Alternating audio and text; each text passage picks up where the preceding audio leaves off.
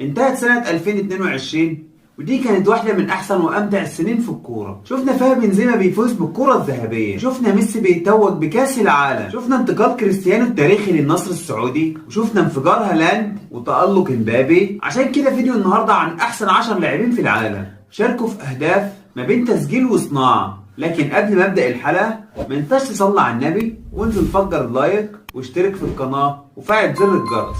في المركز العاشر كريم بنزيما ب40 هدف. بنزيما سنته كانت غريبة جدا، تم استبعاده من كأس العالم بسبب إصابته وبسبب خلافه اللي رجع تاني مع ديشام، وفي نفس السنة قدر يفوز بهداف الدوري الأسباني ودوري أبطال أوروبا، وفوق كل ده بيفوز بالكرة الذهبية. التاريخ هيقول إنها كانت أفضل سنة في تاريخ بنزيما، لكن كنا نتمنى نشوفه في كأس العالم. في المركز التاسع الملك المصري محمد صلاح ب43 هدف.